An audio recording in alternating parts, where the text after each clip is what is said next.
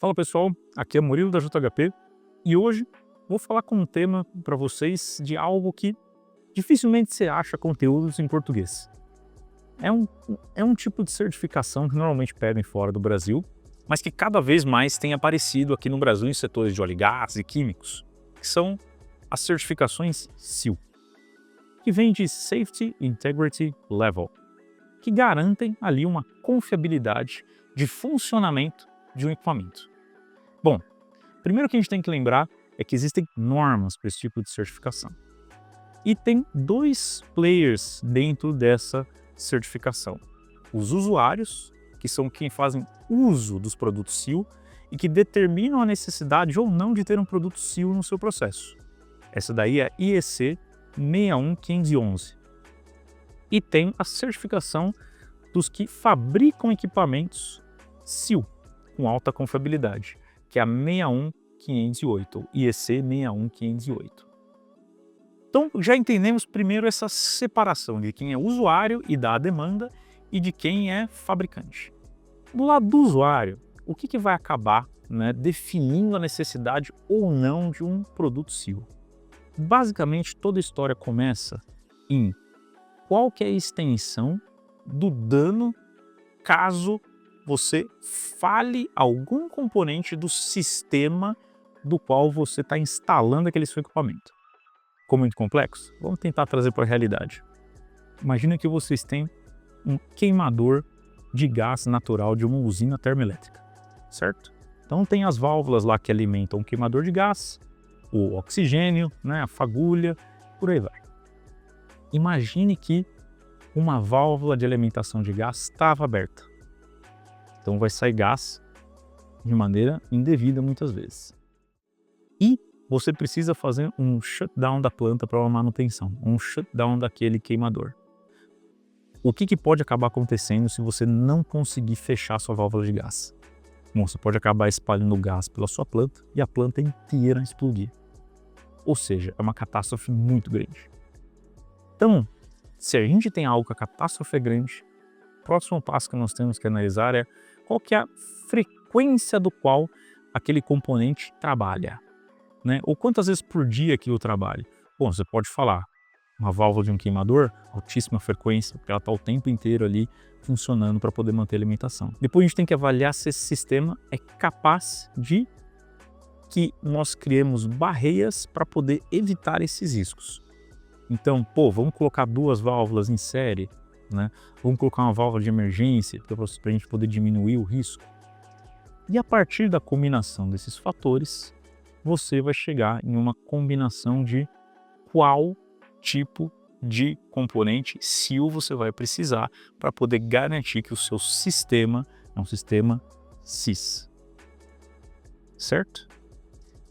Murilo, você já falou uma palavra diferente. O que é SIS? SIS é Safety Integrity System.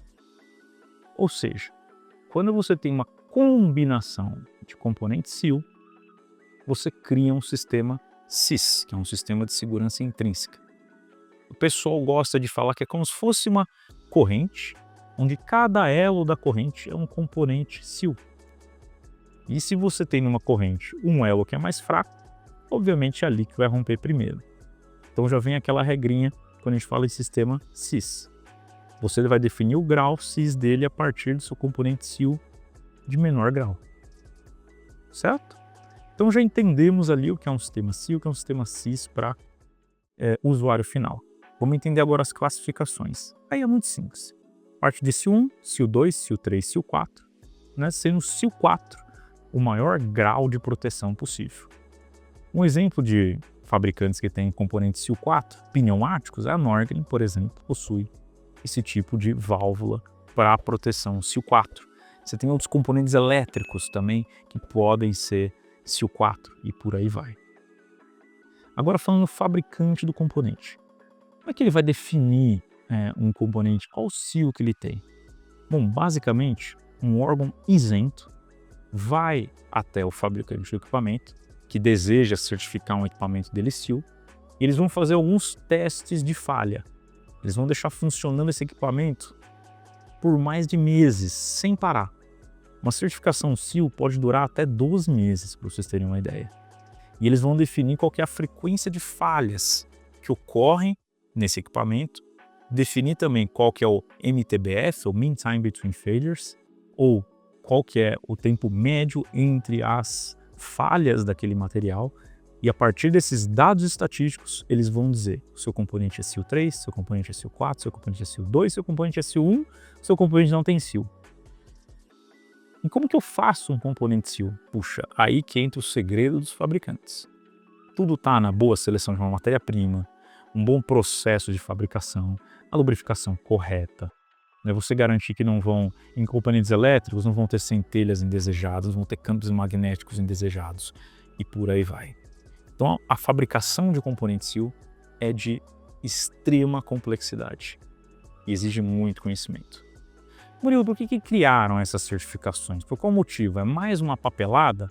Bom, na verdade não. Nós já tivemos alguns acidentes muito graves na nossa história, relacionados a petroquímicas, relacionados a químicas. Caso alguém queira conhecer um pouquinho mais, procura o acidente de Bhopal, na Índia, onde tiveram mais de 3.700 mortos por conta de uma explosão causada pela falha de uma válvula numa planta química. E mais de 500 mil pessoas que foram afetadas por químicos que foram despejados no rio. Ou procura sobre o acidente de Piper Alpha, onde uma plataforma de petróleo do Mar do Norte explodiu por conta da falha de uma válvula. Então essas certificações surgiram para garantir a segurança do processo, garantir a confiabilidade do processo, principalmente processos críticos, que podem definir vida ou morte das pessoas que estão próximas àquela fábrica. Então é muito sério o assunto que nós estamos lidando e é por isso que existe essa certificação. Não são todas as válvulas que necessitam ser SEAL 4, pois afinal, podem existir processos dentro da sua fábrica que, se ele falhar, ninguém vai ter nenhum tipo de problema. A máquina está isolada, se falhar uma válvula não vai causar nenhuma explosão, não vai causar nada demais. Então não precisa ser algo SEAL, correto?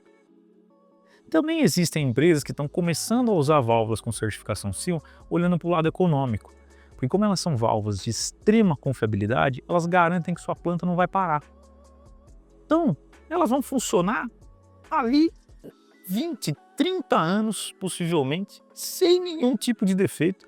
Claro que se você utilizar a sua válvula dentro ali das condições do qual ela foi fabricada. Não adianta nada você comprar uma válvula SEAL 4 e entrar com um ar comprimido sujo nela, que mesmo assim ela vai dar problema.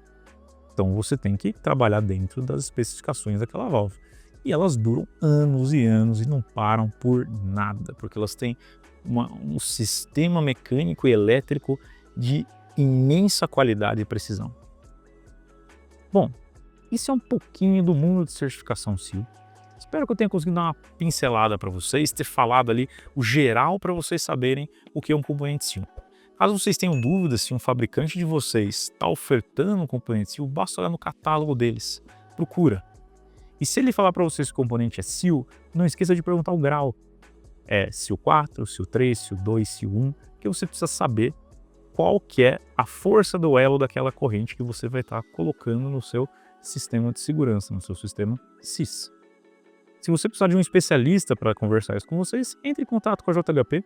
Tenho certeza que nós vamos poder te ajudar um pouquinho mais nesse segmento e acrescentar um pouquinho de conhecimento para o seu dia a dia. Manda esse vídeo aí para quem está precisando e quem está com dúvida no que é SEAL e SIS, e espero ter ajudado um pouco vocês. Muito obrigado!